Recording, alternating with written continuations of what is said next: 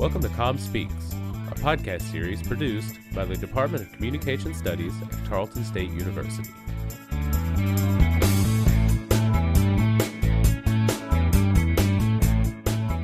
On today's episode, we celebrate the department's 15th anniversary. You'll hear about what was, what is, and what will be concerning communication studies at Tarleton State as faculty, friends, and students celebrate our 15-year journey of excellence. From our studios here in Stephenville, Texas, here's your host, Dr. Tracey Holley. Welcome to our third podcast, and today I am bringing in Mr. Winston Dawson. I almost had his name backwards. I do have two first names. He does have two first names, just like me, Tracey Holley. I get called Holly all the time. But Mr. Winston Dawson is here today. First of all, say something, Winston. See if you recognize his voice. Yeah, it's me again. Yes, I'm back really soon this he's time. He's back really soon. I'm usually the beginning and end of each podcast. He is the voice of my introductions and conclusions, and thank you very much for doing that for me, Winston. Oh, yeah, no problem. Well, I'm going to start off today. How long have you been in the Department of Communication Studies? 5 years now. I just got my card. I've got lunch money. You got like your 5 card? visits. Yes, all right. Congratulations. Yeah, thank you. The first goal It's is been fast. reached. Yeah. I didn't even realize it. Yeah, it is fast. It's really fast. Yeah. Now, were you here full-time at the start, or did you start part-time at Tarleton? I started part-time in two places. I was a half-time adjunct and half-time at the radio station as a... Oh, I don't remember. Yeah, I was Think back. a tech. I was a radio okay. station tech. You were a They tech. kept me on. I did okay. Oh. Because that's how I got my foot in the door to start working at Tarleton. I was grad assistant for the radio station because I did my graduate degree here. Mm-hmm. I was actually in the first class that graduated. And I was the first kid to walk the stage as a comms major from the graduate program. Yeah, I had a scheme. Yeah, I was scheming the whole time. And the whole time. And now you are 5 years in, a full-time faculty member. Very good. I Congratulations. Well, I know when you came in full-time, one of the things you have had to pick up, or were asked to pick up, I don't know if it was part of the job description or not, is the debates that we do every semester. Great Texan debate. The Great Texan Debate.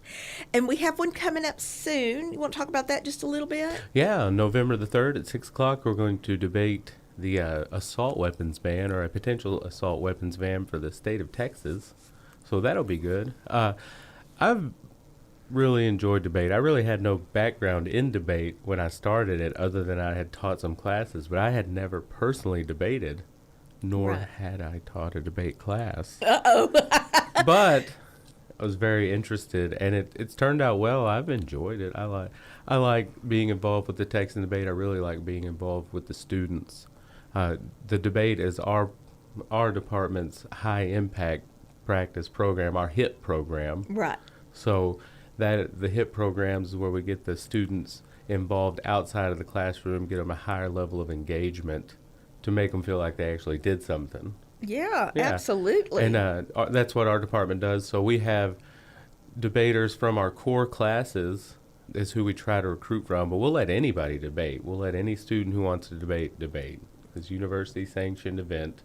So if you want to come debate with us and you need to miss class, it's like you were playing a football game. You can get out of class. You can get out of class. Yeah. Get out of class free. But it's been good. I really enjoy seeing students participate in discourse and being able to talk about polarizing topics. There's always a level of emotion involved, but being able to do it on the substance. Not just anger, and listening to opposing ideas. Yeah, and I think you've done a very good job, because I've gone to the debates and listened to them the last few years, and the students, especially those, you have to have someone on either side of the argument, whether that's their side or not, and they have to learn how to argue the other side, which is a very, Aristotelian idea.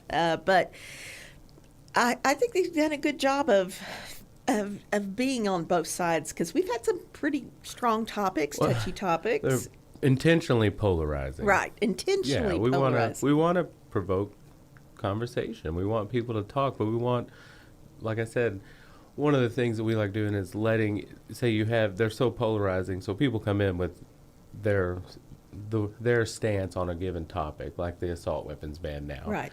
There's kids that are way pro-gun, and there's some kids that are way anti-gun. Mm-hmm. But if nothing else, at the end of the debate, they'll see that there is value in what we would call the opposing side's arguments. Right. Like, even if you don't disagree, they still have a point, and they do have something there. That's what I try to tell, like, say this semester with the gun kids. Like, if the people with the opposing argument didn't have one, this argument would be over. But we continue to have it because there's valid points Right, on both sides to be made. Right. Yeah. How do you pick your topics? I try to stay with something that's kind of relevant at the time. Right. So at the time when I was stuck between this and maybe a $15 an hour minimum wage, like something that would actually go into policy that we could talk about. Right. Because we do want to keep it policy oriented. That way, what I mean by policy oriented is more real world applicable. Right. Not just something totally out of a hat. Exactly. You know, and Texas right now is getting a lot of publicity across the nation and even in some other countries because of the past abortion. Oh, yeah. Yeah, and I don't know if that's one that might be on the table. That's for what we're doing spring. next semester. All right. We're going to do it in the spring. You're going to do it in the spring. So if you have one side or another opinions on that, students or anybody, you most might want to people join do. the debate this Yeah. spring. And that'll be a good one because I think that's one that does get emotional. People Right. get angry, and it's okay to be emotional about it. It's a very intimate subject to a lot of Exactly. people. Mm-hmm. But be able to present your ideas Yeah. without just yelling at people. Exactly. And listen to why people have the beliefs that they do.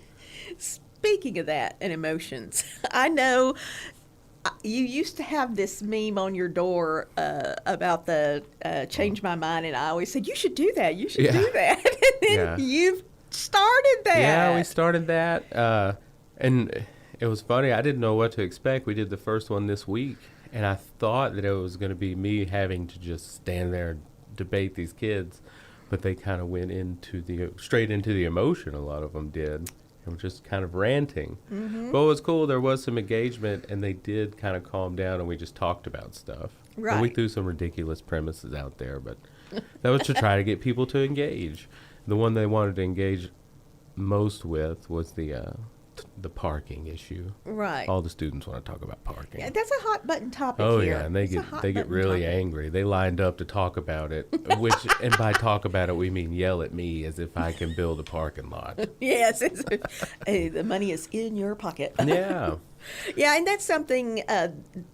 Just you don't have to be in the debate class to do this No, debate. you can just show up and debate. You can learn from is that the emotion, as you said, the emotion's okay, emotional topics, but you have to have your logical arguments. Oh yeah. And not to attack the other person. Yeah. You're arguing. Well, like right now, we prepare about 6 to 8 weeks. We meet up. I give them, they can miss one, but usually we meet up about 6 or 7 times. And a majority of the time, what we're doing is research. Research on our topic and research on the other side. Right. It gives them it'll give you a more informed opinion. Right.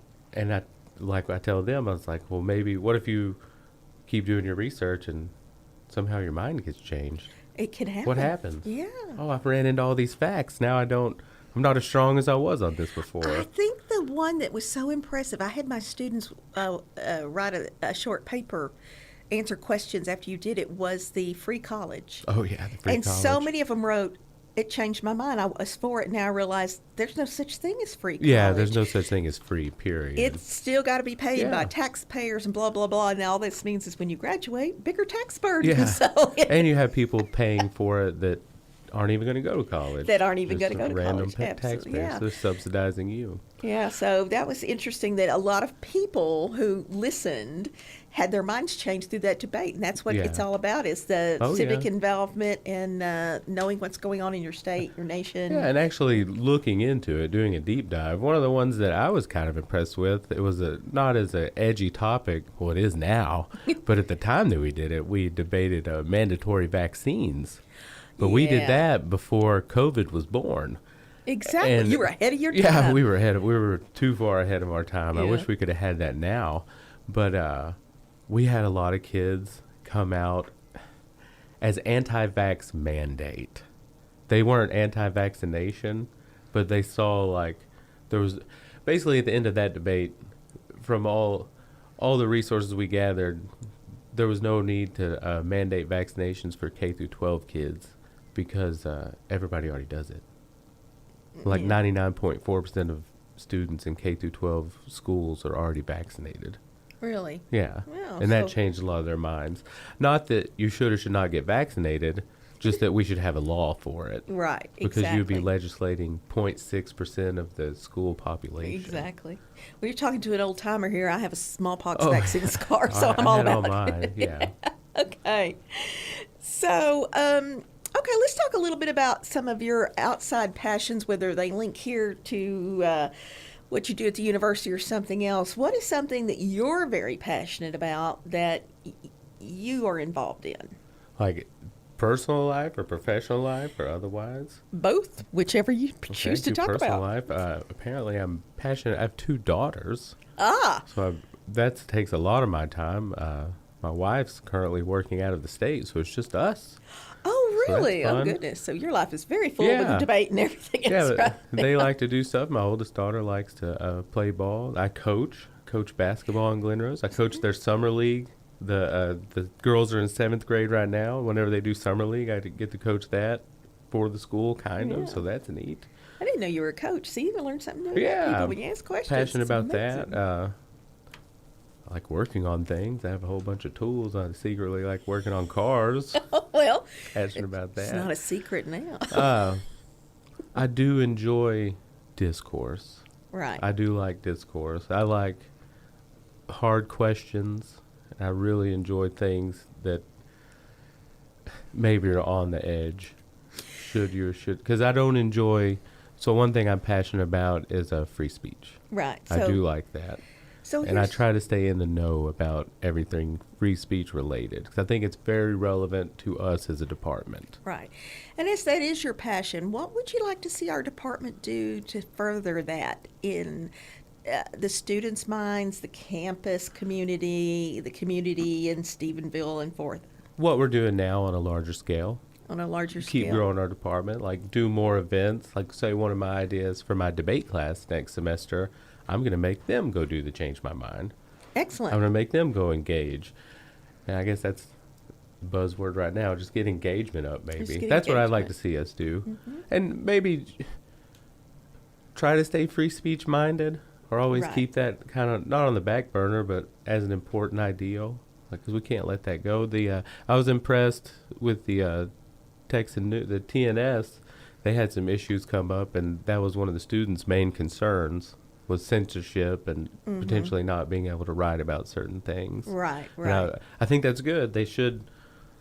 That's their whole purpose. Right. Is to talk about things that maybe people don't want to talk to you about, Right. because that's the whole basis Well, of liberty. yeah, And freedom of speech. There's no freedom of speech if things that you don't disagree with exist. That's right. Yeah. But I think part of the issue too is some people get involved in it's freedom of speech. It's my right to say it. It's freedom of speech. But especially with the press and those of us who, when we speak, it has certain weight. Legislator. There are rules, though. Free speech comes with consequences, and Sure. And as faculty, our job, I think, is to promote the free speech, but be sure whichever format it's in, just speaking or writing a paper, whatever, they're aware of the legal aspects. Oh, yeah. Especially with what they're doing, like right. broadcast and print, there are legal consequences. there are legal Libel, consequences, right? all kinds of things you can run into. Yes, out there. Language matters. Right. I think language is important. I think you should be able to use whatever language you want. But like what you said, when there's in a professional situation, when you're reporting and you're supposed to be somebody who's representing the facts, accuracy is important. Exactly. It's most important. More important than primacy. But primacy's taken over. Yeah. That's maybe one of the problems with our news. Everybody wants to, it's a race to be first instead of to be correct. Yeah, exactly. I think that's a Yeah. great point. It's a race to be first and get that news out and get that Yeah. scoop rather than to be correct. Or one of the things I've noticed is a lot of polarization. Yeah. You could have the exact same event And this newspaper, you think everything was wonderful, and then you read the same article, but this newspaper, it sounds like a disaster. A lot of framing going on. A lot of framing, and that's something we also need to teach. Part of our job, I think, is to teach students to use that lens to look at everything, that there is a lens, and everyone who's putting anything out is coming from a certain perspective. Oh, yeah. I think teaching objectivity is a big thing. Yes. That was something that was harped on when Dan Malone was here. I went to undergrad here as well, so I got to have class with Dan, and I got to have class with Dr. Howard. That's kind of an interesting wrinkle, too, because half the people that I work with now, at one time, I was in their classroom. Yeah, that is interesting. Yeah. And now Mr. Malone's gone, and Howard will be leaving soon. My goodness. However many days. He can tell you. Get him on the podcast. Yeah, he has an app. He has a clicker. He'll be on the podcast soon. So, but to me, those guys almost made that like a bedrock of everything that we do. Like, to be objective, to be honest, and your credibility is everything.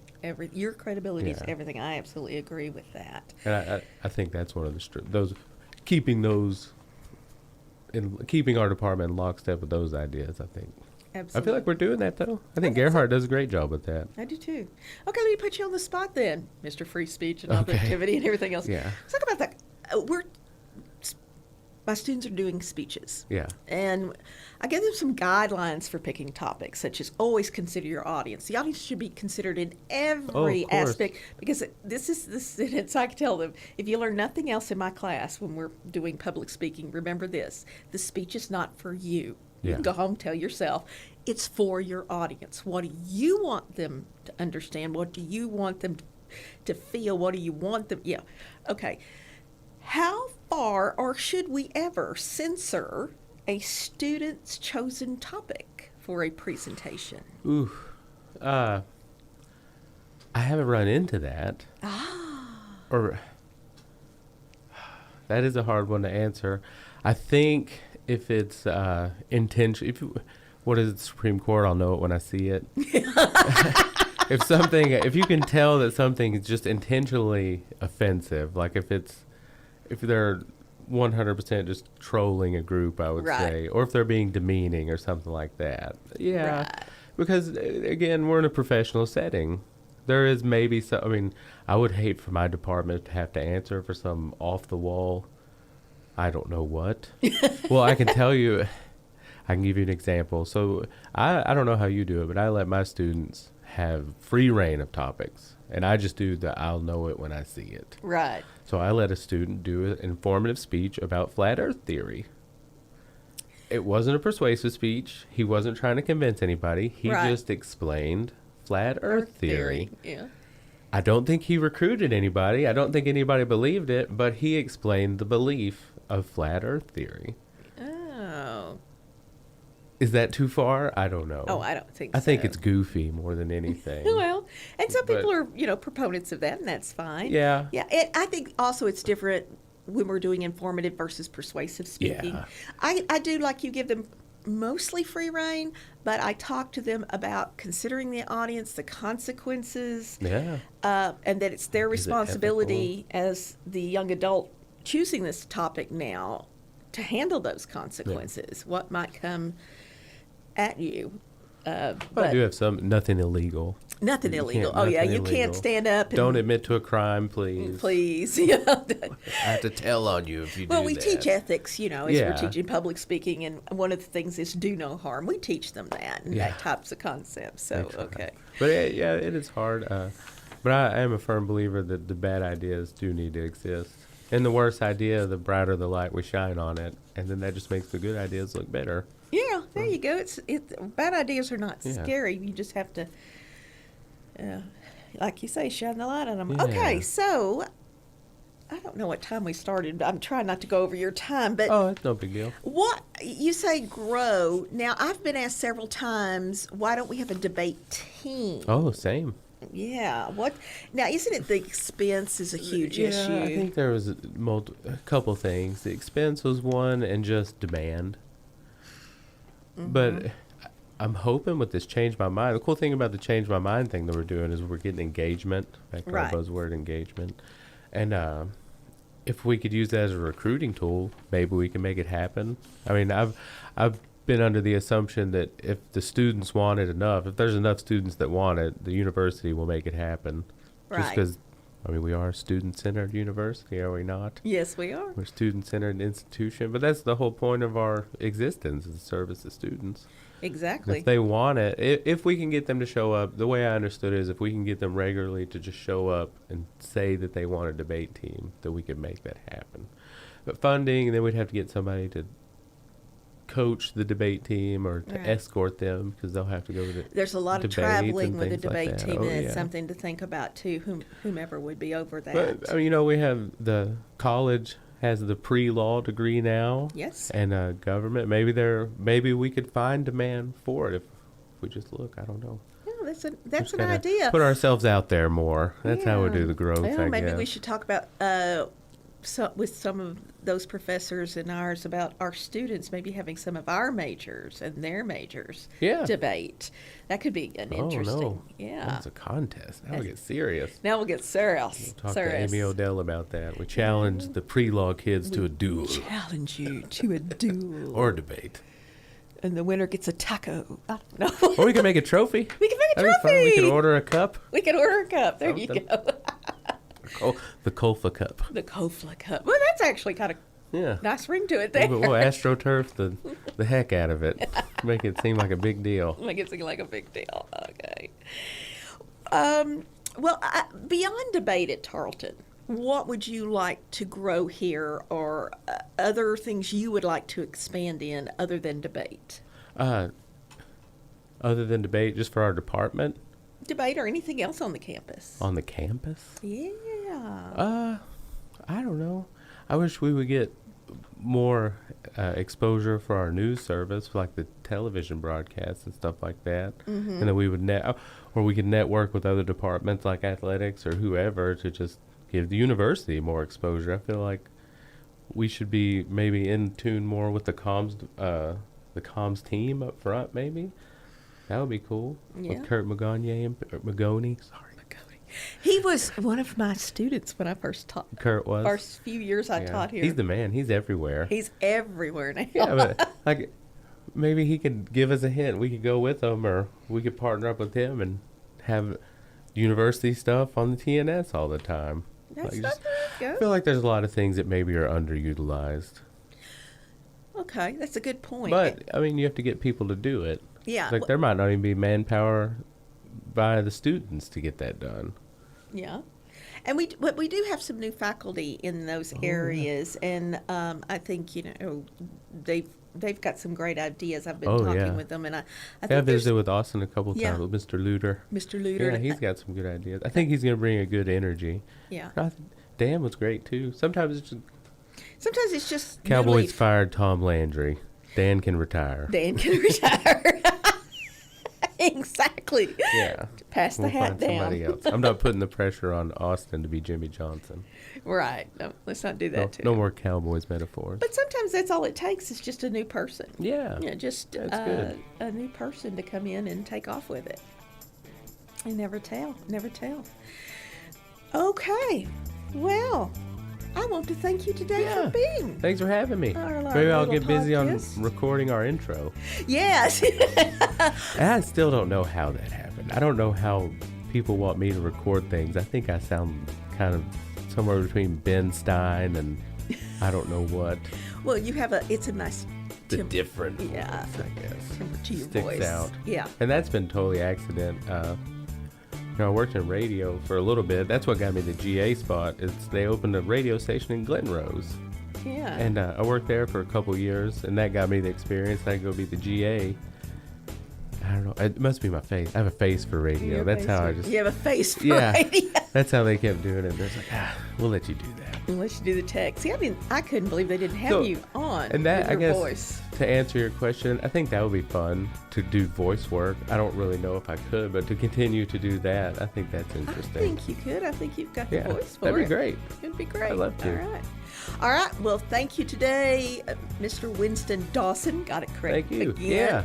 And say the debate time and day again and place, The debate please. will be November 3rd at 6 o'clock in the Fine Arts Center here All at right. Tarleton. And And it's ask free entry. free entry, but ask your professor. Some are giving some extra credit for Yeah. that. You don't know until you ask. If you're in a comms class, it's an assignment, so I suggest you go. Or if you're in a core class. Core class. Most of comms us give an class. assignment for Yes. that. Right. All right. Thank you very much. All right. Thanks for and having me. I'll let you get back to your life. I'll see y'all later.